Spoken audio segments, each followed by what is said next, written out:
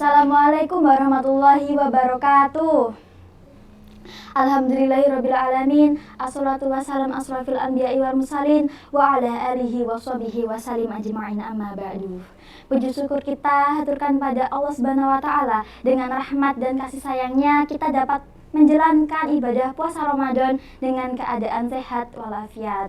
Sholawat salam selalu tercurah limpahkan pada junjungan kita Nabi besar Nabi Agung Nabi Muhammad SAW. Halo pemirsa, bagaimana puasanya?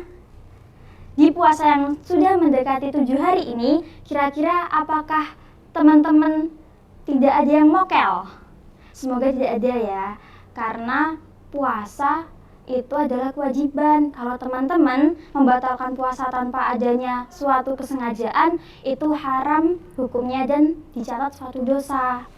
Nah, dalam kesempatan tausiah saya pada hari ini, saya akan mengangkat judul yaitu hal-hal kecil yang dapat membatalkan puasa. Mengapa saya mengangkat judul ini? Karena mungkin di antara teman-teman masih ada yang belum tahu atau belum paham bagaimana apa saja yang dapat membatalkan puasa. Seperti yang kita ketahui, hal-hal yang dapat membatalkan puasa yaitu masuknya sesuatu kepada 7 lubang. Kira-kira 7 lubang itu apa saja ya? Yang pertama, kedua telinga, kedua hidung, mulut, kubul, dan dubur. Nah, kalau makan dan minum kan jelas masuknya. Tapi hari ini saya akan membahas hal-hal yang terkadang diremehkan oleh kaum muslim. Yang pertama yaitu memakai lipstik. Nah, kalau cewek-cewek kan pasti sering ya pakai lipstik. Nah, ternyata hal seremeh itu dapat membatalkan puasa. Kira-kira bagaimana? Saat seseorang memakai lipstik di bibirnya, kan kalau cewek-cewek pasti kan tahu perbedaannya antara lip cream, lip tint, lip gloss, sama lip balm. Nah, seumpama yang pakai lip balm itu resikonya itu masih ringan. Karena ketika dia pakai lip balm, bibir kan pasti dalam keadaan lembab. Nah, resiko terjilatnya itu pun juga ringan. Tapi kalau seperti lip cream itu kan pada dasarnya itu membuat bibir itu kering dan mengelupas. Andai saja ada seseorang memakai lip cream di bibirnya, nah lalu tanpa dia sadari bibirnya itu mengelupas. Nah, saat tanpa disadari pula dia itu menjilat bibirnya seperti ini. Nah, seumpama ada butiran dari bibirnya itu masuk ke dalam mulutnya dan tertelan, itu sudah dapat membatalkan puasa. Apalagi pada umumnya itu lip cream itu dapat mengeringkan bibir. Kira-kira bagaimana dalam mengatasi hal tersebut? Kalau memang teman-teman itu harus banget ya pakai lip cream, itu bisa diakali dengan melembabkan bibir terlebih dahulu. Nah, melembabkannya itu biasanya bisa pakai lip balm ataupun pakai madu. Apabila bibirnya kalian itu sudah lembab, maka kalian bisa memakai lip cream. Namun juga ada aturannya, tidak boleh memakai sampai di dekat gigi, sampai di dalam bibir itu nggak boleh. Jadi cuma sampai di bawah, lalu diratakan dengan tangan tipis sekali sehingga kelihatan pink aja gitu. Jangan sampai tebel di daerah dekat gigi, karena itu resiko untuk menjilatnya sangatlah besar. Nah, itu yang pertama, masalah perlipstikan ya. Yang kedua, nah siapa yang suka refleks mengupil?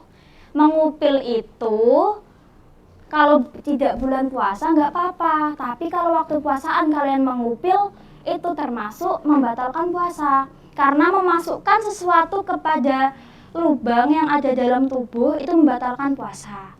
Terus ada yang bilang, lah gimana nanti kalau hidungnya gatal itu gimana? Itu bisa diakali dengan cukup diginikan saja. Pokok jangan sampai memasukkan jari ke dalam hidung. Kadang kan banyak orang-orang itu dia itu refleks waktu hidungnya gatel dia masukkan jari, sedangkan dia dalam keadaan puasa. Nah, itu dapat membatalkan. Namun jika dia dalam keadaan tidak tahu hukumnya, maka itu dimaafkan atau dimaafkan. Jangan lupa ya teman-teman, jangan sampai refleks lagi. Terus yang ketiga yaitu mengkorek telinga, mengkorek-korek telinga. Selain yang sering gatal itu hidung, kadang kan telinga juga sering gatal ya. Mungkin teman-teman itu seringnya habis mandi atau habis cuci muka, terkadang air itu suka masuk ke dalam telinga. Nah, kalau sampai ada air yang masuk ke dalam telinga juga itu membatalkan puasa. Jadi hati-hati ya teman-teman, kalau waktu kalian puasa-puasa keramas atau mandi itu jangan sampai ada air yang masuk ke dalam telinga. Nah, kita kembali lagi, gimana nanti kalau telinga kita gatal atau kemasukan serangga?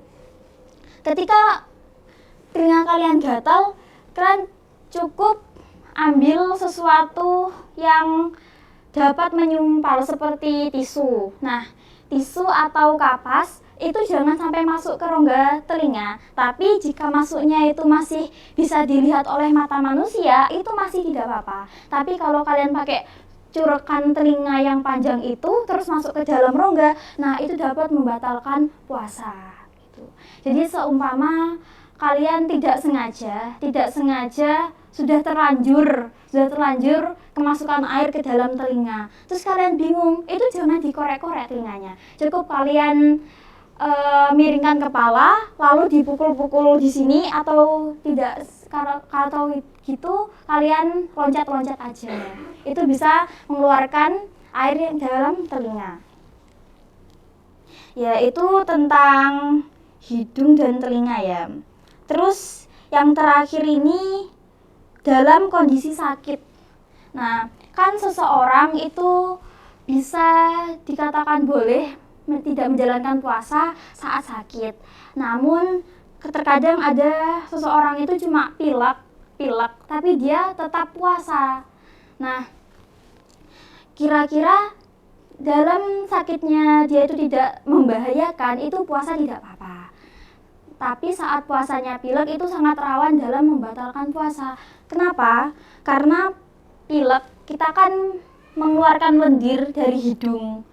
Kan kita sering lihat kayak orang pilek itu kan kayak disentrup-sentrup dimasukkan gitu toh. Nah, masuk lendir.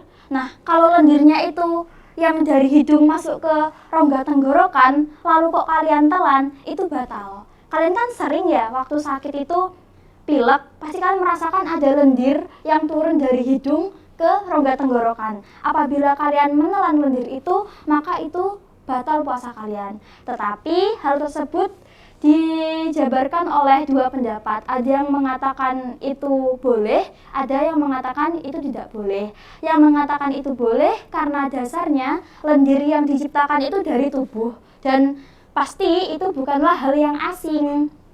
Tapi ada juga yang mengatakan apabila lendir itu masuk ke dalam rongga hidung, rongga tenggorokan, sebaiknya dikeluarkan saja atau diludahkan daripada masuk ke dalam rongga tenggorokan tertelan dan membatalkan puasa. Tapi untuk itu kalian bisa menganut atau mempercayai sesuai ajaran kalian masing-masing, sesuai apa yang diajarkan pada kalian. Jadi saya tidak menyuruh untuk mengikuti satu pendapat atau pendapat yang lain, itu opsional saja gitu ya. Jadi kalau kalian pilek kok waktu puasa, lendirnya dikeluarkan aja untuk menjaga. Tapi kalau kalian percaya dengan yang diperbolehkan, ya tidak apa-apa.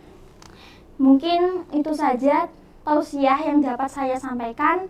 Kurang lebihnya mohon maaf. Wassalamualaikum warahmatullahi wabarakatuh.